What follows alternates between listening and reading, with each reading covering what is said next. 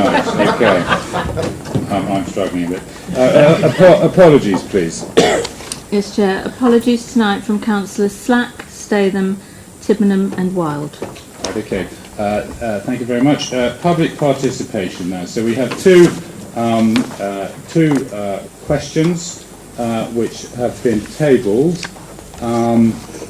The first one is from Jacqueline Ferguson Lee, a local resident, and I think you've all got a copy of the questions on the table in front of you. And there's two questions from Jacqueline Ferguson Lee, and Councillor Rose is going to answer them. Okay. Right, do you want to read them out first? That's fine. Yeah. Great. Good evening, and thank you very much, ladies and gentlemen, for letting us be represented here tonight, and thank you for your welcome, Councillor Wilson. I actually had two questions submitted and accepted. I don't know whether you're aware of that. Yeah. That's fine. My first question was, I just wondered if the committee could please update us on what progress has been made across Derbyshire, but the Derbyshire Dales specifically, for a permanent travel site, and what budget has been allocated to it. Okay, Councillor Rose. Yeah. Sorry if I got my back to you. I can only answer for Derbyshire Dales because clearly the obligation is a Derbyshire Dales matter, so I can't speak for other authorities. Officers of the District Council continue to progress the search for the identification of a permanent site visit for travellers, and consultants have been appointed for that purpose. In addition, a public call for sites was initiated last week for members of the public to put forward site suggestions for evaluation, and I understand there's already been some response to that. Until a suitable site is identified, it's not possible to specify a budget, since the cost of land acquisition and the provision will vary considerably depending upon the circumstances of each individual site. What I do want to stress, and this applies to all the questions tonight, is that I'm sure that the new District Council will be committed to the fact that a new permanent site must be found during the period of the next administration and as early as possible. And I know that's going to cost money. We're going to find the money. It will be done. Okay. And your second question? My second question was, and I just want to be clear that I am supportive of the family. I understand that a site has been located at Worksworth. Can I ask what safety checks have been put in place to make sure this is a suitable site, particularly in this particular family? Thank you. Councillor Rose. Yes, we're very conscious of that. The proposed site has been risk assessed by officers and discussed with representatives of both the family and the Derbyshire Gypsy Liaison Group. And the family's adult care social worker has also been involved. We do not consider that the site contains any significant risks over and above those presented at previous temporary sites or the unauthorised sites occupied by the family in the past. Okay, thank you very much. I'd like to call on Samantha Spencer to give her a question, please.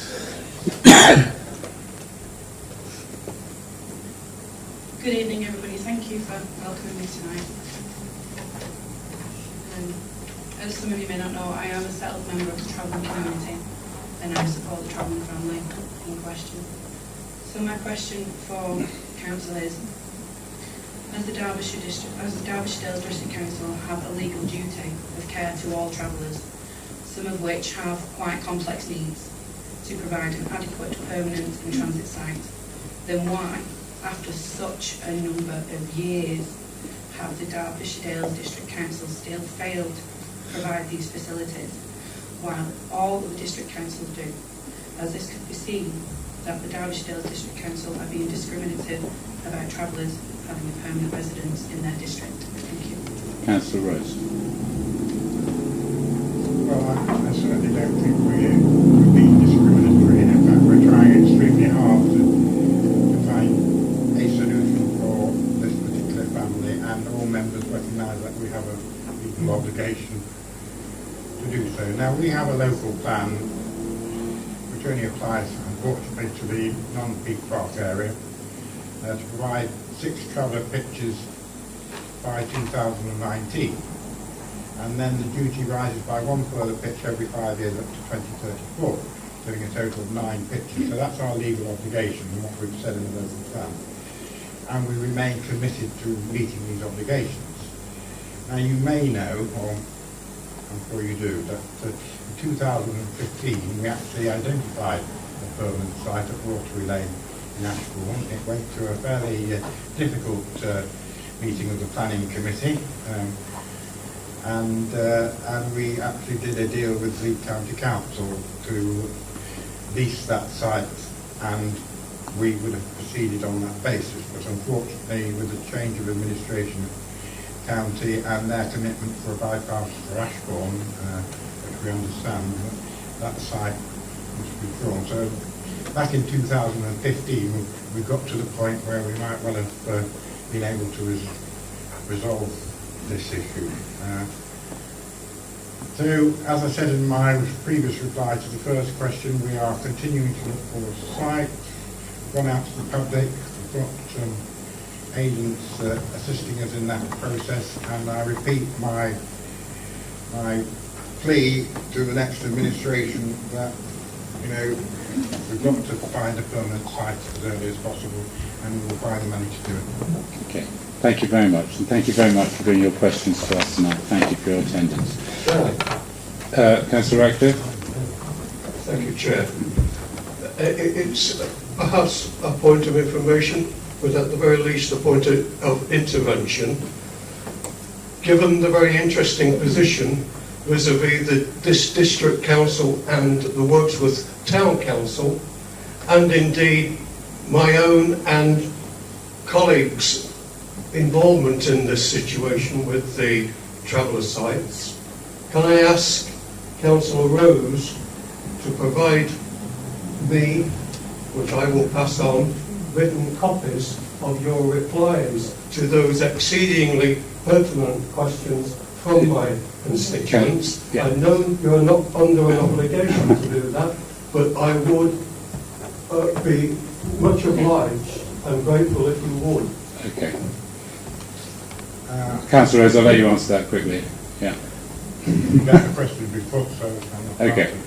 I mean, can I say 2 things about the answers I, letting out secrets at this last time for the council meeting? 2 things about replies I give to questions is, yes, I do have a script from the officers giving me some advice as to how to answer it, and you're welcome to that, because I've stuck mainly to that script. But some of the things I said were not written down, so you have to rely on We'll have to find the video on YouTube.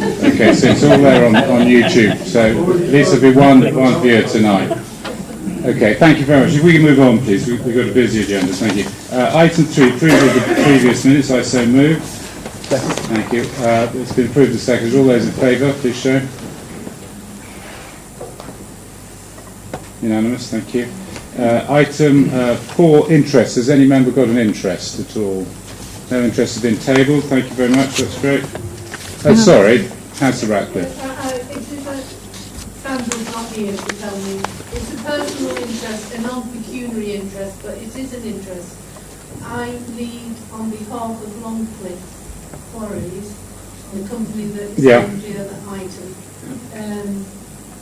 I chair the community liaison group for the company with the villagers. So I think that it's there for me to say that I'm able to vote because I've not got a pecuniary interest in it. But just in case people think that I do. Okay, thank you very much. Leaders' announcements. Councillor Rose. Item 5. just maybe my wife. Councillor Radcliffe is not in the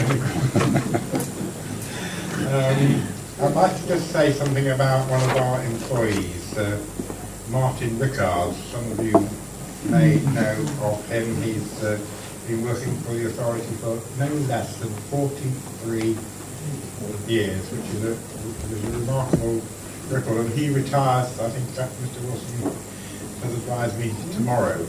I think it is only right and proper that we thank him very much for the hard work, loyalty and determination of working for this authority, which is a good authority, for 43 years, and I hope we can place that on record. That's point one.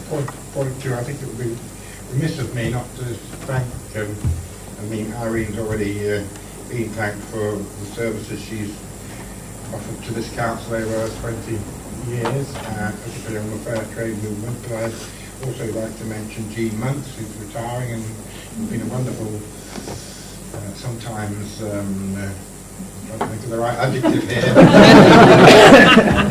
sometimes quite forceful member of this council, but her heart has always been very much in the work, particularly involved with the licensing situation, which, as we all know, is not easy to deal with. Jo Wild is also retiring. She's not here tonight, but I'd like to thank her for her services. And we've got Philip over there. You can see her. John Tiverton, who's not here tonight. And if I've forgotten anybody, Councillor Horton. Neil Horton. Neil Horton, yes. I apologise. And of course there are those we know not who, because that's in the wisdom of the electorate who might not be here. Thank you for that. Thank you very much. Okay. Item 7, committees to receive the non-exempt minutes. You've all been sent them on your iPads, etc. Can I have a proposal, please, for that? Councillor Donnelly, second by Councillor Purley. All those in favour, please. Thank you very much. They've been done.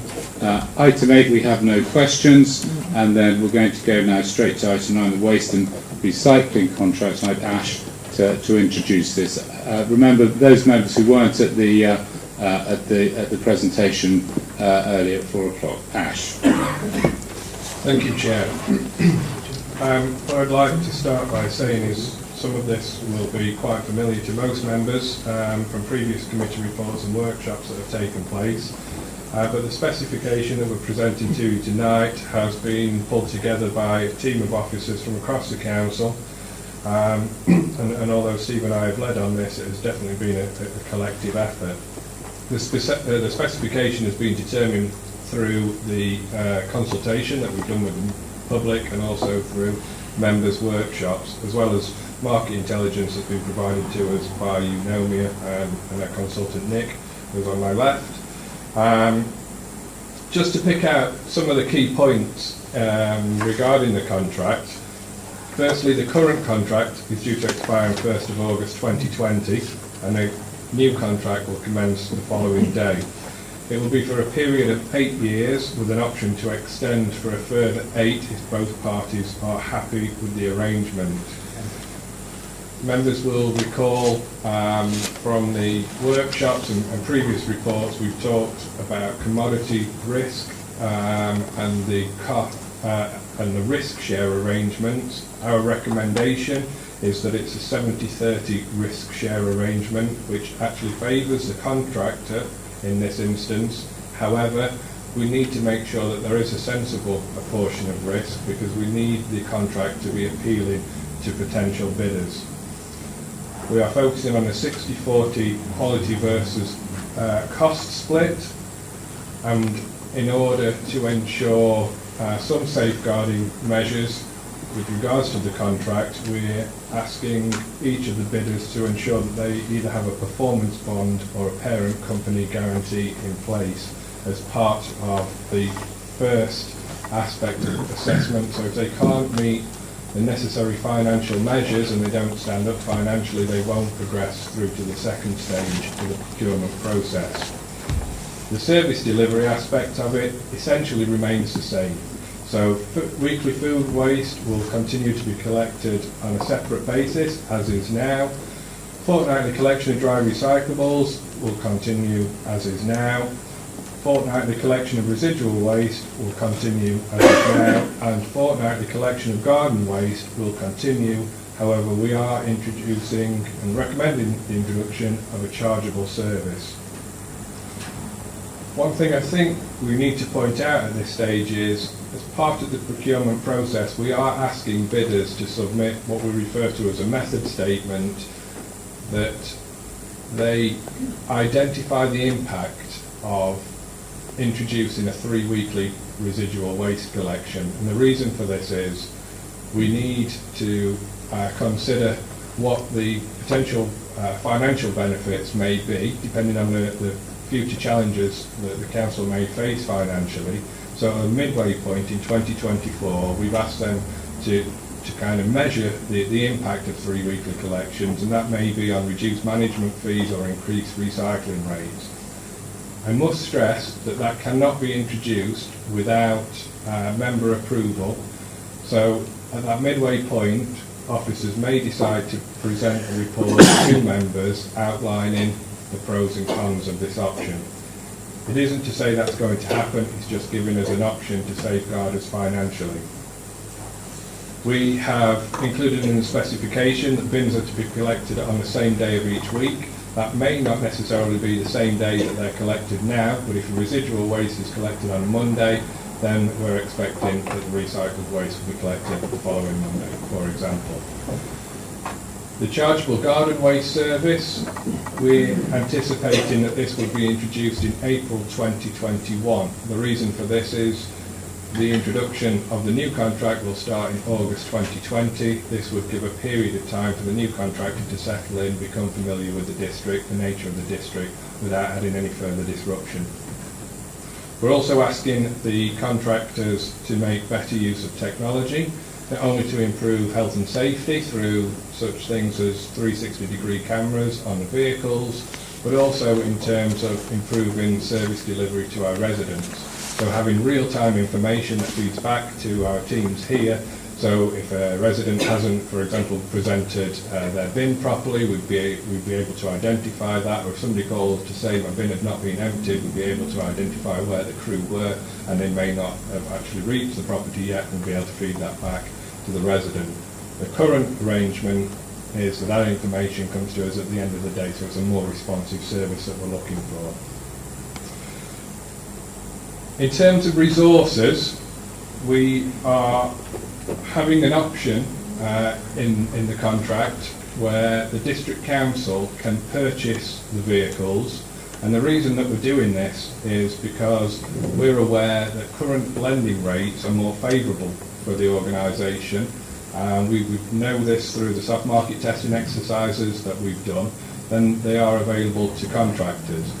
Now, contractors will generally pay more for those lending fees, and those lending fees and the hire of the vehicles would only come back to us anyway, so the cost would be passed back to us. We think this is a sensible approach because actually it would reduce the cost to us.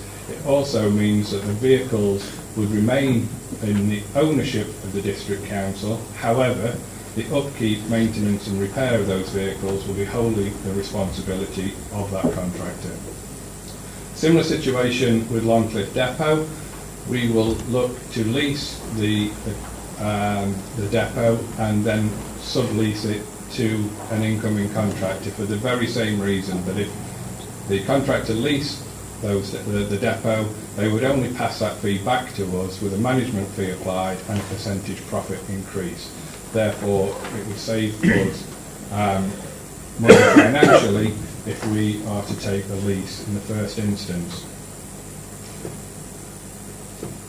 In terms of performance monitoring, we have a number of arrangements in place to ensure that the contract is fit for purpose and delivers on the expectations that have been outlined through public consultation and through the members' workshops.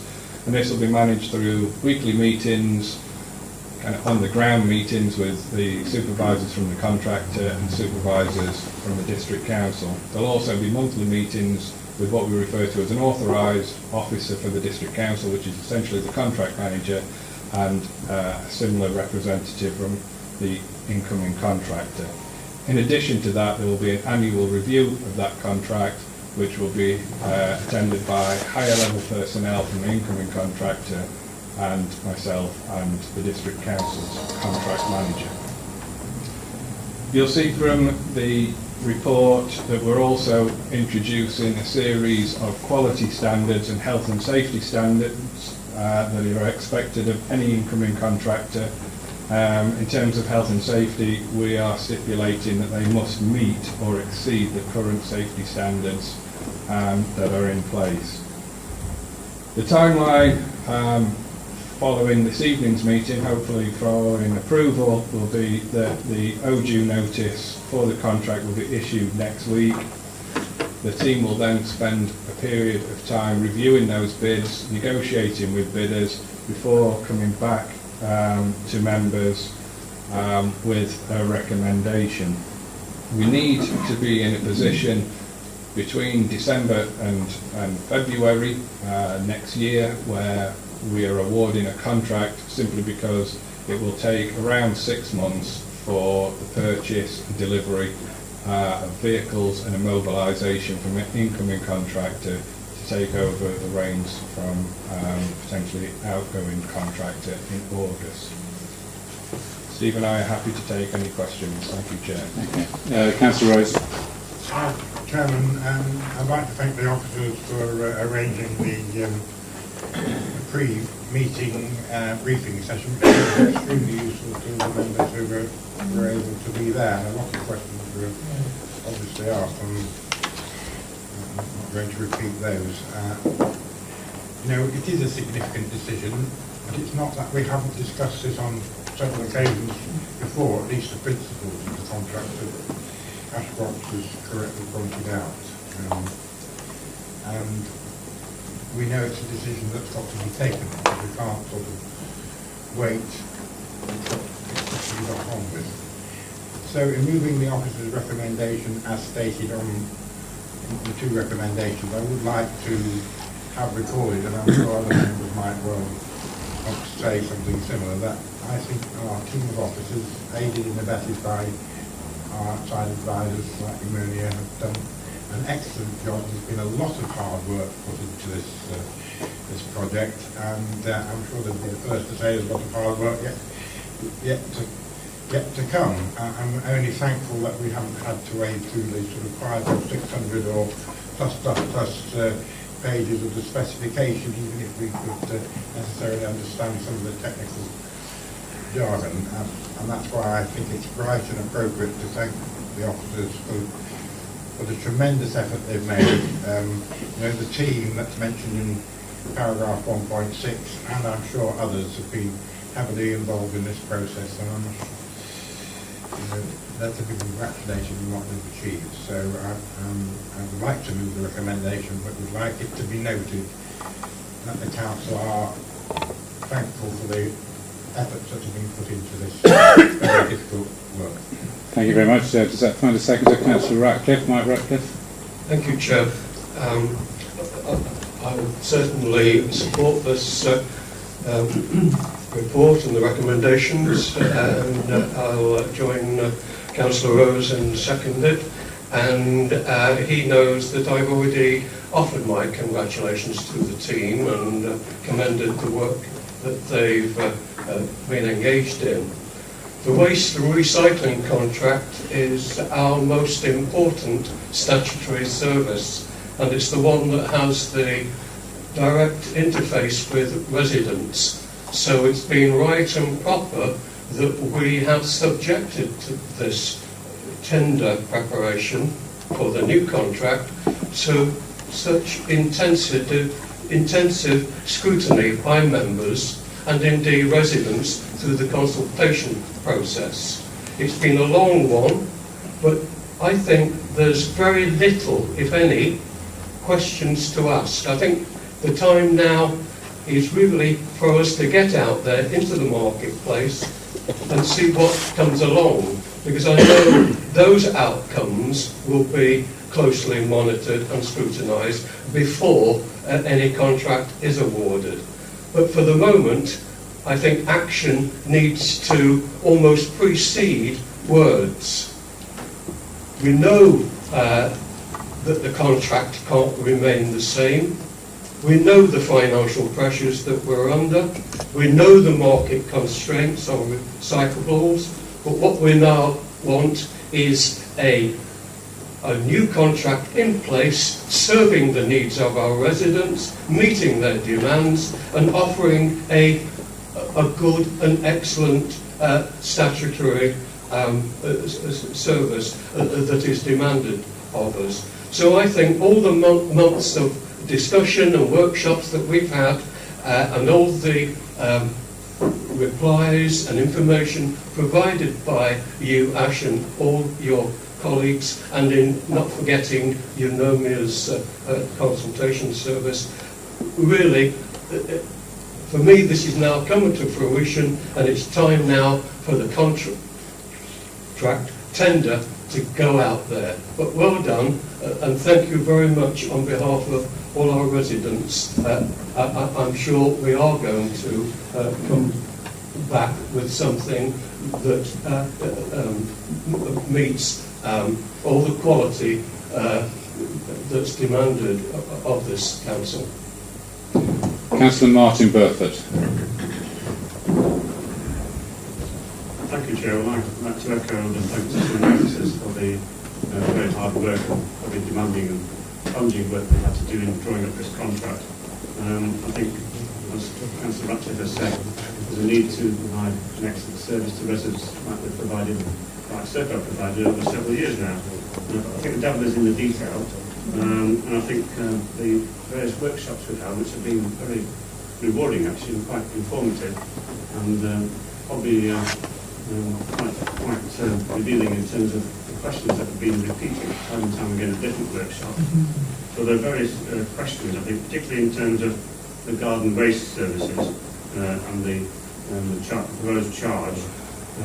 Again, the charge is unknown at this stage, and also we've been told that this is going to be determined after the contract has been awarded in terms of the, well, before it's awarded, but after the tender's been received, when we'll obviously consider what the charge is going to be. I'm glad that's going to be determined by members, not just officers, but that's obviously going to pose various doubts in residents' minds in terms of what they'll find acceptable in terms of deciding whether to pay it or not. So, as was said this afternoon at the workshop, that could lead to a number of examples of abuse of the system. So that's a question which needs to be, I think, addressed, and no doubt will be. But again, it's one of these things, and I think the present service, although it's excellent, I think it's the little things that people tend to complain about. It's little details about their particular property. And as I said this afternoon, the topography of the Dales, towns and villages, particularly in this area, and even Bradwell and Tidesville in the north, does not lend itself to an easy and straightforward collection regime. And therefore, there are a number of questions that are going to arise in terms of the details of the contract. And I think some of these have been answered this afternoon at previous workshops, but not every one. So I think there are a number of details that need to be considered very carefully before the contract is actually awarded and the new contractor takes up the service. I think there's also a need to educate the public about home composting and possibly even sourcing domestic scale chippers for the garden waste could be shared on the street, for example. And I think, as again was said at the various workshops, especially this afternoon, I think we need to consider the payment for the garden waste service collection, and whether it can be combined with collection of council tax, for instance. So all in all, I think the report is excellent, and I think the officers do deserve to be congratulated on the effort they've made. So I'd like to applaud this contract, this proposal, and I'll certainly support it. Thank you. I've got nobody else on my list. So all those been moved and seconded. All those in favour, please show. Unanimous. Unanimous. Thank you. Thank you very much, Nick. You're free to leave us, and we'll see you again when we get closer to the contract. Thank you very much for all your help from all of us here. It's been endorsed by all the members. Thank you. Well done. Right. Okay. So moving on then, members, to item 10, the local projects fund update and review.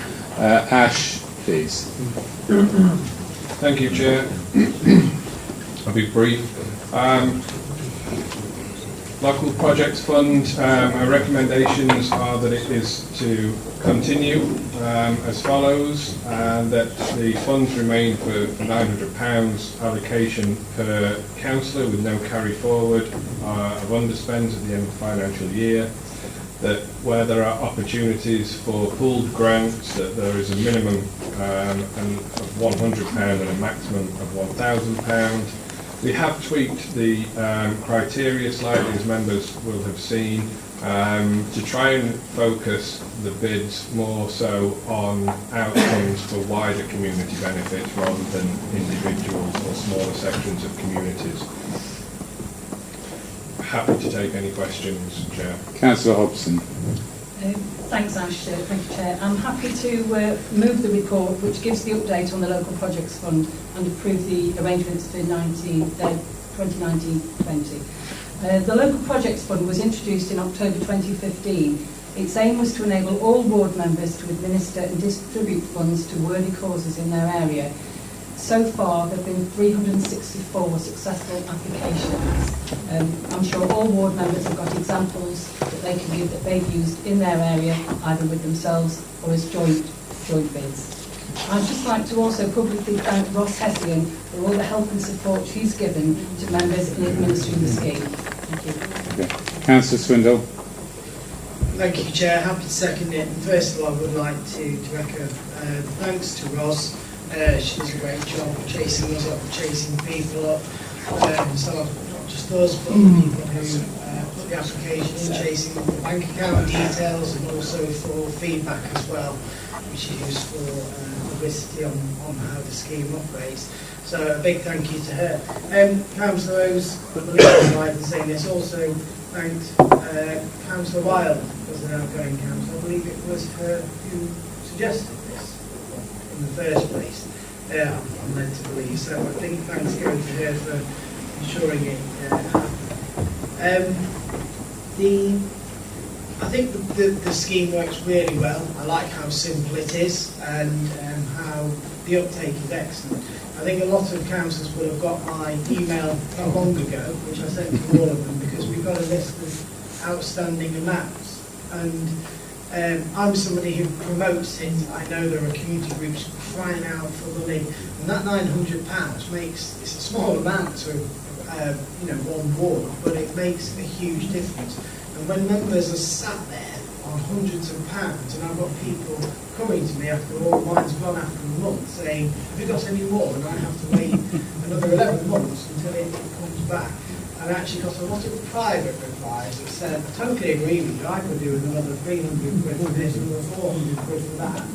And so what I'm sort of asking, I don't need an answer, Ash, but perhaps if members are still sat on £900 6 months into the year, somebody could go and give them a kick on the backside and tell them how to publicise it and make sure it's gone to some community use. But overall, I'm happy to second it, Chair, and I'm really, really pleased that it's continued. Thank you. Councillor Bright. It wasn't a question, so are we on comment, Chair? Oh yeah, carry on. Okay. No, it was just it was a great pleasure to be able to do a grant across the borders of my ward with Worksworth and help out with an initiative which I think will be brilliant for bringing cinemas. I'll be honest, I hadn't thought about going across border, so I'm glad that we did because we're going to benefit a lot of people, and I can see the benefit of being able to do that now. So I'm glad that that's sort of something we're finding as a precedent now. So, Okay, Councillor Chapman, please. Thanks, Chair. Just like to ask Ash how it works this election year. I mean, we've got people retiring, people who may not come back. Are they going to give it away as quickly as they can, and then the next lot of councillors who come in will have another £900? Or Ash, do you want to just... Thank you, Chair. I'm anticipating we'll wait till new administration is in place and then allocations will begin. Councillor Mike Ratcliffe. Thank you, Chair. Just once again, Councillor Bright, thank you. A little bit of cross-party collaboration sometimes goes a long way, and I'd like to suggest... I'd like to suggest something for the new council that comes in on this, because, this scheme, to echo everything that Colin has said, has been one of the most successful in-house projects that we've followed over recent years. you know, the whole report bears testimony to that, and I remember some discussions that we had in the chamber on that very theme, extolling the virtues of this. But the two things I'd like to suggest is that there is another review, if you like, undertaken for this on 2 points. First of all, it seems to me that I'm sure we could find some underspend, even if perhaps it's from something like corporate resources, that would fund the 3,900 needed to bring this back to 1,000. Because it does seem to me a very parsimonious move that we adopted to reduce it. The second one is, I think, picking up on what Colin has said, we need again a review for a policy inclusion that allows for underspends to be redistributed with the approval of the appropriate members. And that needs to be there. Okay, thank you for your contribution. Councillor Martin Burford first, please. Thank you, Chair. Well, I can only echo particularly what Councillor Swindle said and also Mike just now about the value of this scheme. I think the fund provides vital seed corn for very many worthy community projects, and that includes facility improvements in village halls and church halls and so on, which has been so welcome in our community, certainly in Matlock and no doubt elsewhere.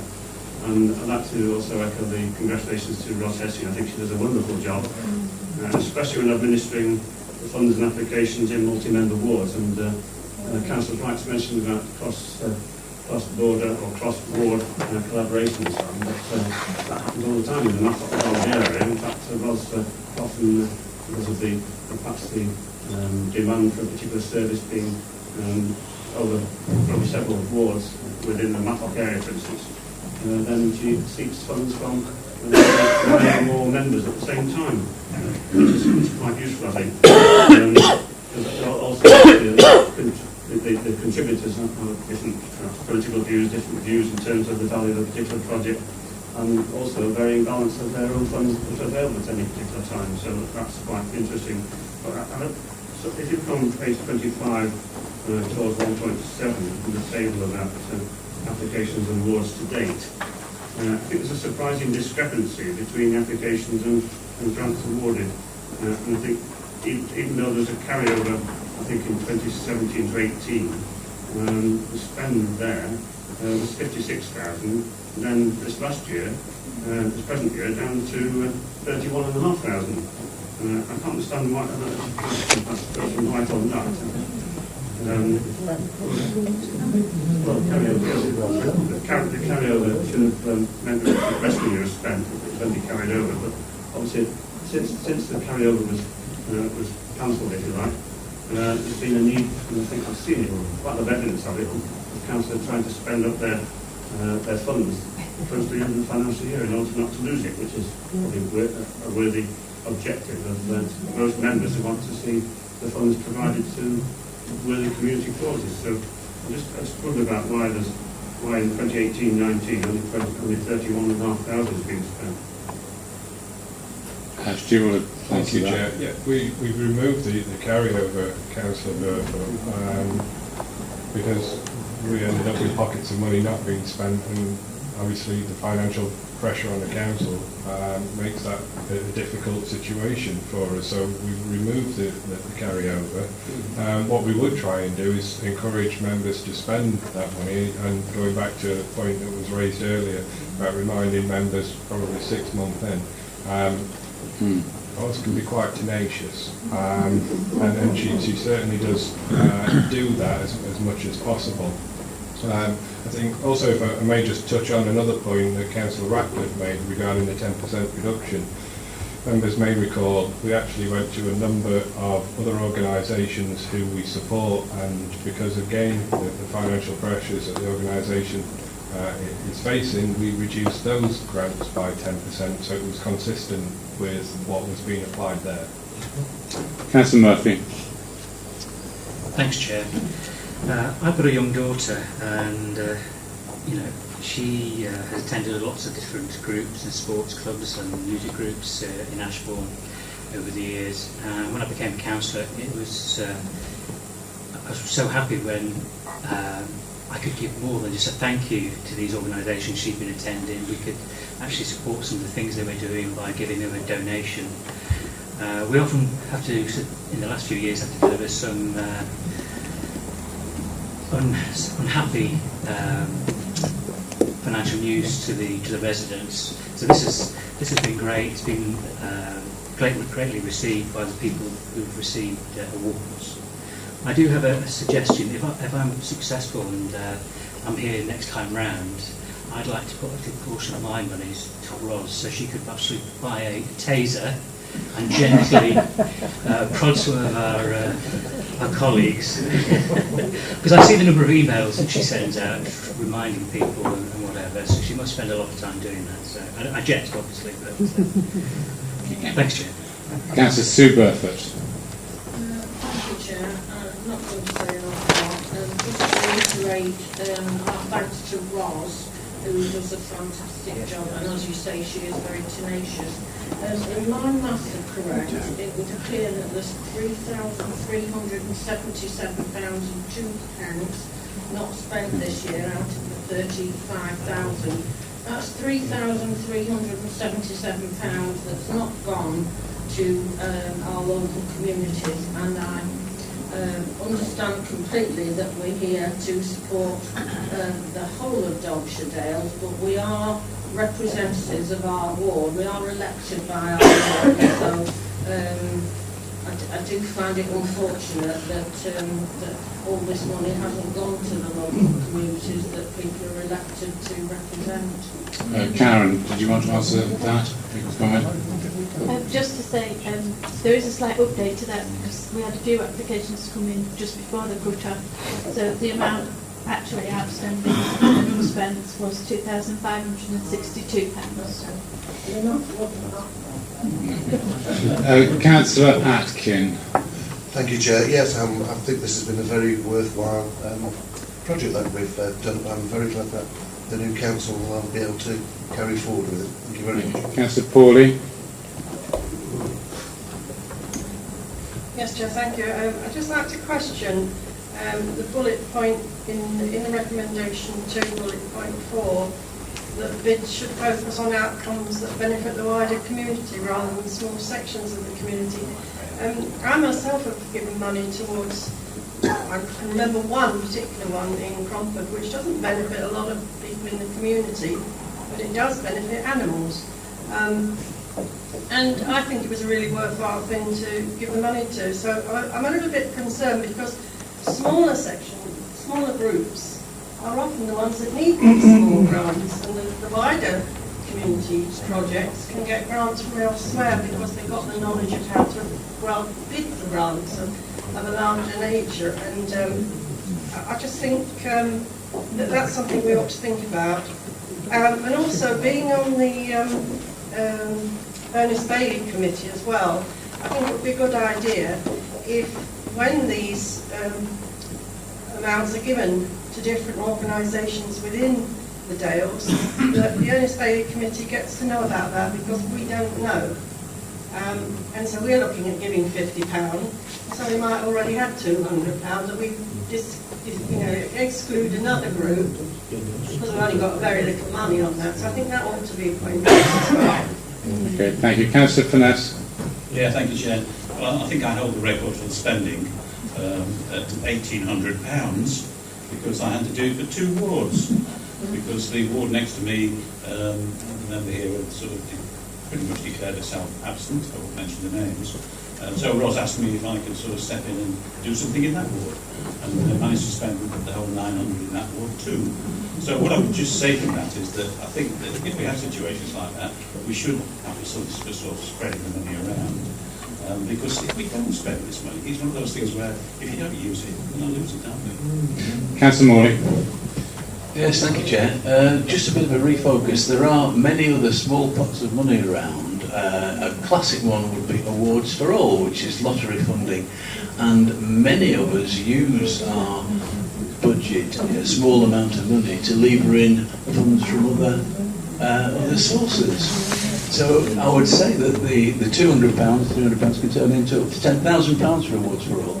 I'd be very happy to help colleagues if they needed any assistance to do it, fill application forms in, or perhaps run a workshop for colleagues to show that's best to do that, maximise those small amounts. Thank you, Chair. Thank you very much. I've got nobody else on my list. It's been moved and seconded. All those in favour, please show. Unanimous. Thank you very much. Okay, item 11, new rule of procedure on maiden speeches. Chief Executive. Yes, thank you, Chairman. This report brings forward to Council for consideration an amendment to the rule of procedure following discussions which originated at the Member Development Group and have recently been approved at the Governance and Resources Committee. Effectively, this would allow new members to make a maiden speech at the first council meetings following the election of the new council, and it's recommended that this suggestion be accepted. Thank you, Councillor Hill. Thank you very much. So I'm happy to I'm happy to move this recommendation as detailed in this item. Obvious advantages, I feel, to the existing councillors will get an insight into the councillors, what their issues are, what's really important to them, what they want to achieve, not just in their work but in the Dales too, but also to them, it's advantages, will get them to feel at ease at meetings and that will start really. Thank you. Councillor Stevens. Yeah, well, this was originally raised by the representatives of the Member Development Team at the Governance and Resources as part of the induction plan for new councillors, and we all agreed unanimously there that this would be very good for new members. It would give them a platform to speak on something that they particularly know about and would probably break the ice for them, because it is hard when you come for the first time to one of these meetings to sit here and speak on something you're not sure about. So hopefully this will be very helpful to the new members. I'm happy to second it. Councillor Mike Ratcliffe. Thank you, Chair. Yes, another report that we can have some cross-party collaboration on again. I'm a long-time advocate of promoting inclusion when it comes to council debate. I think as much as anything, we owe it to our public to try to demonstrate an open, broad and vocally involved consideration of council business. I know that public speaking can be a daunting project, but that's what this is. It's a public forum, and we hold, us as councillors, a public office. I'd like to just ask, if I may, the proponents of this new procedure, just a little clarification on the intended nature of the speech. I think it needs to be made very clear that it doesn't have to be the deliverance of a political diatribe, rhetoric, or indeed emotion. It could be about anything, really. Your hobby, your pastime, why you've stood for office, what you're looking forward to, something of a general nature. But I think it's also incumbent, shall I say, upon those longer-term councillors and indeed council leaders that come into office to try and mentor the newcomers, or indeed those who have not yet had a chance to speak in a forum like this. But once you've broken the ice, let me tell you, there's no holding back. Thank you so much.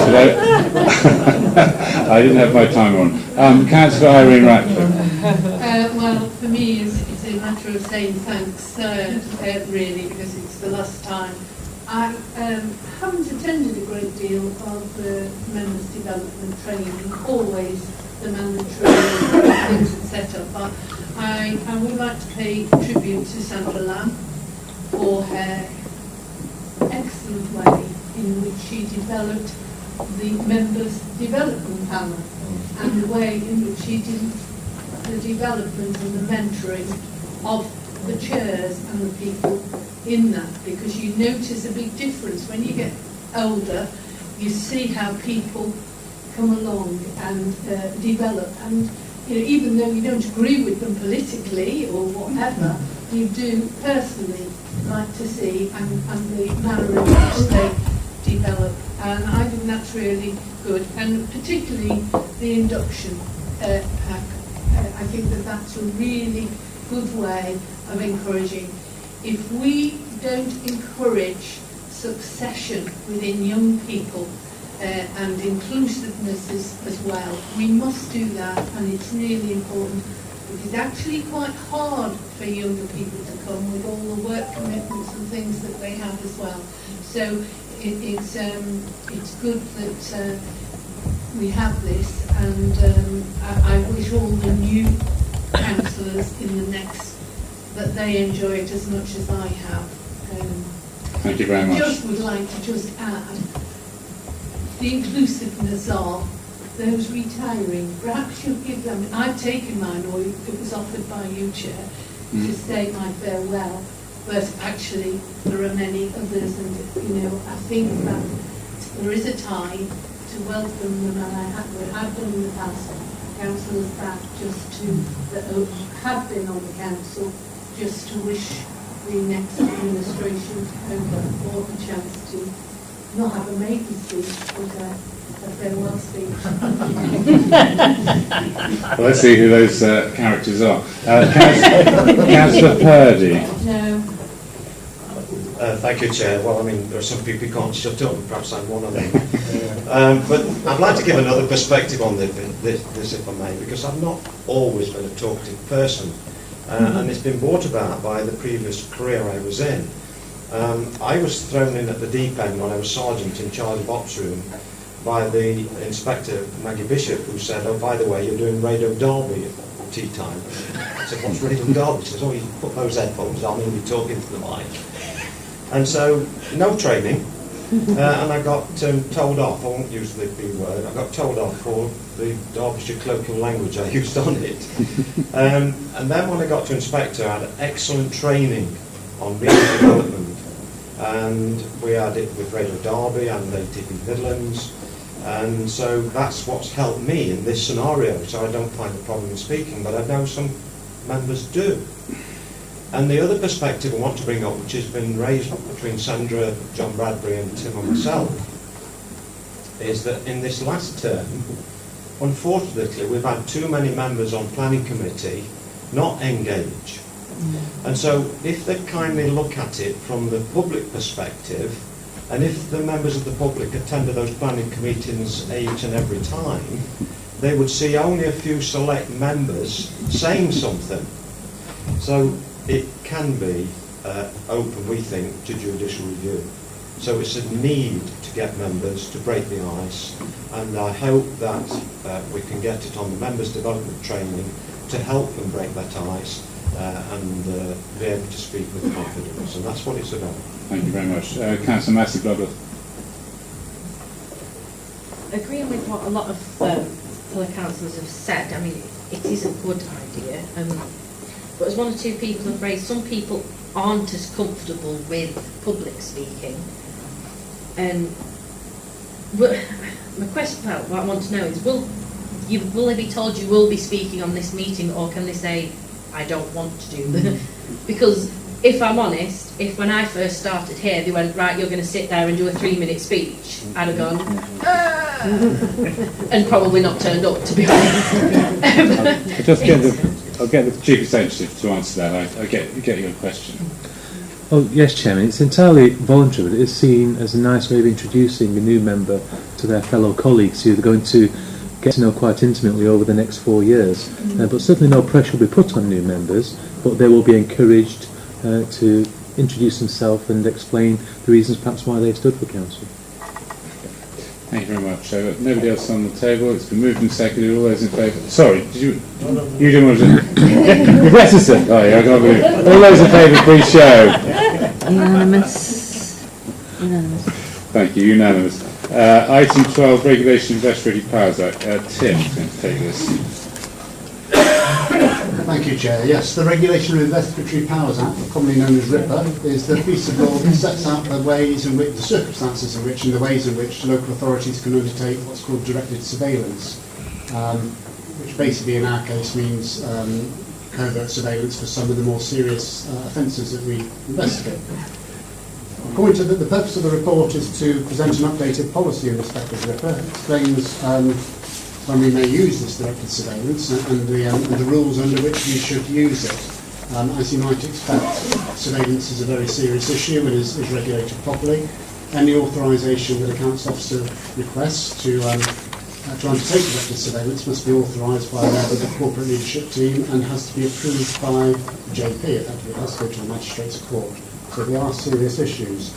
They're not powers that we use often, but it is obviously very important that officers understand the range of powers that are available to them and the limits on those powers as well. So this report presents the updated policy and asks for its adoption. I'll certainly try to answer any questions. Councillor Rose.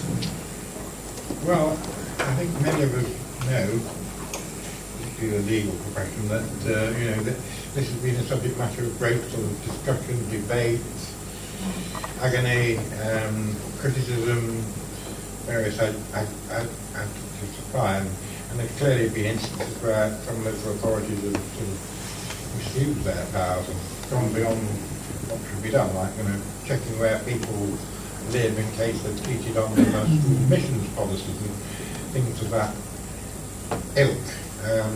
But this council has not been rushing around putting cameras in bins or spying on people. In fact, I don't think we've hardly used the power in years, and as Tim has just remarked, we now need consent of a Justice of the Peace anyway to do so.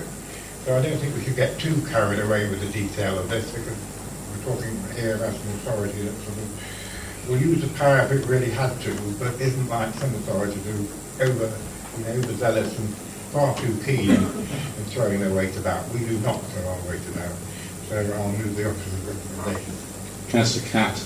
Chair, there was some concern when this was first introduced, and I know members expressed those concerns at the time. I think the way in which the powers have been used sparingly over the past few years gives us every reason to pass this particular recommendation, so I have no hesitation in seconding. Okay, I've got nobody else who'd like to comment on this. It's been moved and seconded. All those in favour, please show. Unanimous. Unanimous, thank you very much. Item 13, discharge of functions during the election. Chief Executive. Thank you, Chairman. As the District Council elections draw near, the Council clearly needs to make sure that it does have appropriate provision to enable the Council to exercise its functions during the interregnum period. The report before you is seeking to provide delegated authority in a set number of circumstances, as outlined in the recommendations, to officers to enable the business to continue, and I'm more than happy to answer any questions, Chair. Yeah, thank you, Chair. I'd like to move these 4 recommendations. They are quite wordy recommendations, but quite simply the purpose of them is to put in place delegated authority for the 2 periods mentioned here. Obviously we cannot leave a vacuum, so it is essential, that we do. Thank you. Councillor Catt. Chair, this is a provision that we put in place every time that we come up towards elections. It's necessary in a way. It's a housekeeping matter, so I second the motion. Okay. It's been moved and seconded. All those in favour, please show. Unanimous. Thank you very much. The Armed Forces Common, item 14. Rob Collins, please. Thank you, Chair. This report sets out the Council's recent signing up of the Armed Forces Covenant and the agreement between the public sector and the Armed Forces, families and ex-personnel. Councillor Monks has signed the document on behalf of the District Council at a ceremony on the 7th of March at the County Council offices, which are well attended, and all the civic chairs of the Derbyshire authorities signed the agreement in partnership with the Armed Forces representatives. There are several things that we can do in support of Armed Forces personnel and their families and retired service personnel, and those are set out in the report. In all honesty, we don't get a great deal of Armed Forces personnel approaching us for support, but the Covenant, is keen to ensure that we're ready when people do call us. And we know from working with SAFA and other agencies that support the Armed Forces personnel in the district that there are people in support and receiving support. And so part of the report, I think, as well, is to plea with those in support that do approach the council, because often people are unwilling to open up and share with the authority or with our agencies. And so, but we are here to help and support those veterans and their families. I'm happy to take any questions, Chairman. Councillor Muntz. I would like you to support this recommendation, because I've already signed the covenant.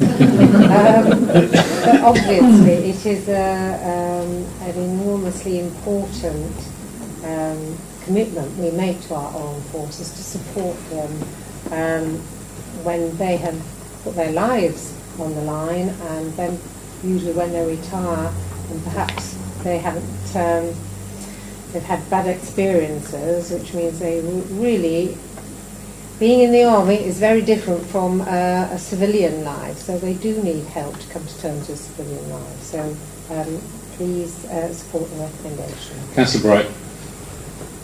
Thank you, Chair. I'd like to second this. I was honoured to serve as a reservist for 10 years in my past. When I was serving, the covenant didn't exist, so it was always a concern that if you were injured or put in a position due to your service, that you weren't going to be looked after as well as perhaps you could be. So it's a great, it's a great deal of, gives me a great deal of happiness to know that we support ex-service personnel in this council, and that if the worst happens, we give them as much as we can in support for them to get back their lives and to carry on. So I'm very honoured to support this motion. Okay. Councillor Stevens.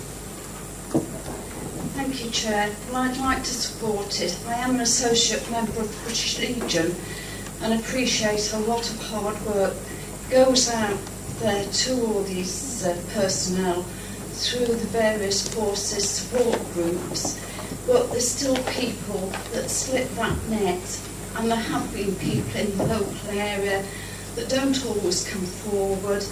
I think it's good that we are there as that fallback to help pick up and support them when they need our support. Councillor Froggatt. Thank you, Chair. Yeah, I'm happy to support this report. It's something that we really need to do to support both serving military families and the retired military families. I too am a member of the British Legion, and whatever we can do to help them, then we need to do it. Thank you. Thank you. It's been moved and seconded. All those in favour, please show. Unanimous. Thank you very much. Employer Pension Discretions, the Local Government Pension Scheme. Chief Executive. Thank you, Chairman. As members are aware, Derbyshire County Council are the administrators of the Local Government Pension Scheme, and in that regard there is a requirement to periodically review the pension discretions that the scheme operates. The report identifies the fact that a review has been undertaken, and whilst there are no significant changes to the discretions that do exist as at the present time, there are some minor changes in wording, and these are outlined in the report itself. Suffice to say that any application of these discretions always comes through the Governance and Resources Committee or Council, as there are no delegated arrangements to apply these. Happy to take any questions, Chair. Councillor Shirley. Thank you, Chair. I'm happy to move this recommendation. The safeguards are there, and the fact that it has to come back to the authority for any final decision. Councillor Hobson. Chair, I'm happy to second this. Councillor Mike Ratcliffe. Sorry. Yes, thank you, Chair. It's a question, Chair. Possibly best answered by Karen, if she may. It's concerning paragraph 2.2. Setting a discretion policy can have immediate costs for employers if releasing benefits early and paying them for longer than actually expected. Now, I noted in one of your recent finance reports, correct me if I'm wrong, that either we or whoever we are financially in partnership with have a pensions deficit. What would be the impact on that if such a policy did produce disbenefits? Karen, you have to answer that. The 2.2 says that setting the policy itself, which you've been asked to do tonight, can actually give flexibility.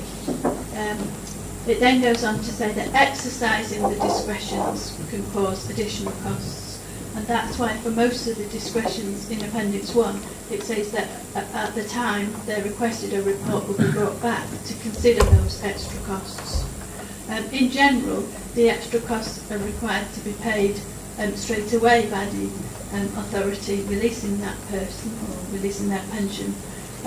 So if that was the case, it wouldn't actually have an impact on the pension fund deficit because that liability would be settled straight away. Right. And we do have a pension deficit at the moment in line with most of the local authorities. Thank you. Incidentally, as an ex-teacher of English, I love the oxymoron contained in the first paragraph that discretionary is in fact mandatory.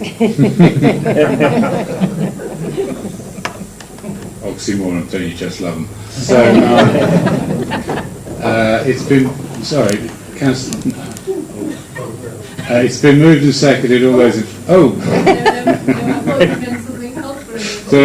it's been moved and seconded, all those in favour please show. Unanimous. Thank you. 16 on your original list I'm going to call 16A because you've got two extra papers that you've been emailed subsequently since the agenda was published first. And the 16A is going to be the appointment of the returning officer, the Chief Executive. Yes, thank you, Chairman. As members will be aware, the forthcoming elections does require the appointment of a returning officer. In the absence of the current returning officer, then arrangements do need to be made for the appointment of a replacement. The position of returning officer is entirely independent of an officer's employment with the District Council. It's entirely independent of the District Council in every respect and carries certain liabilities with the position. In order to conduct the election, the report advises and recommends that myself be appointed as the returning officer and electoral registrations officer for the purpose of this election only, and following this election that responsibility will revert back to the Head of Corporate Services. Councillor Donnelly. Yes, thank you, Chair. Well, I'm happy to support that recommendation. I'm sure Sue will make an excellent statement. Okay. Councillor Murphy, would you like to second? Yes, Chair. I was beautifully done. I was just going to say, hasn't Paul got enough to do? Thank you. It's been moved and seconded. All those in favour, please show. Unanimous. Thank you very much. So 16B is on your supplementary list, the revived scheme of delegations to our officers. Chief Executive. Thank you, Chairman. In a similar vein, due to the temporary absence of the Head of Corporate Services, there is a need for the Council to ensure that business can continue in that situation. The Appendix 1 outlines a series of delegations which are currently enjoyed exclusively by the Head of Corporate Services, with recommendations that other officers share that responsibility. Councillor Atkin. Thank you, Chair. Yes, I'd like to move the recommendation as set out in the report. Councillor Purdy. I'd like to second that, Chair, and add I'm sure the Council will join with me in wishing Sandra all the very best for every day of this meeting. Yeah. It's been moved and seconded. All those in favour, please show. Unanimous. Thank you very much. So 16C is the appointment of the interim monitoring officer. Chief Executive. Thank you, Chairman. The Head of Corporate Services also performs the role of monitoring officer for the District Council. That position cannot be held by myself as Chief Executive or Karen in her capacity as Section 151 officer. It does require somebody who's got the necessary skills and expertise to perform that role. I have discussed this matter with colleagues at Derbyshire County Council who've been very helpful in those discussions, and the recommendation is that we appoint Kay Riley who is the Assistant Director of Legal Services at Derbyshire County Council, to provide that role for a temporary period. Councillor Atkin. Thank you, Chair. I'll move the recommendation. Councillor Bright, does that find a seconder? Thank you very much. It's been moved and seconded. All those in favour? Unanimous. Good show. I've got my eyes on you folks. Sealing of documents, before we rush to this one, I thought we'd get our retiring member at Hathersage to move this one. Councillor Munns. Yes, I'll move the sealing of documents, but also I'd just like to say I'm actually going to be really sad not to be coming anymore to these meetings. I've so enjoyed being a representative for Hathersage, Wimbleford and Eam, and I've really enjoyed working with so many supportive and caring councillors. I think we do all work towards the same end, no matter what our political parties, and it really has been a pleasure to work with some fantastic people here. So thank you very much indeed, and thank you for your support during my year as chairman. I mean, that has just been the icing on the cake. It has been such a privilege. I've attended so many unusual events and occasions. It's just been so life-enhancing. So thank you very much indeed. And I'd just like, Councillor Tilbrook, would you like to second the sealing documents? Thank you very much. It's been moved and seconded. All those in favour, please show. Unanimous. Thank you very much. Okay, we've got one exempt item, so we need to exclude the public and press. I so move. Find a second. Second. All those in favour, please show. Unanimous.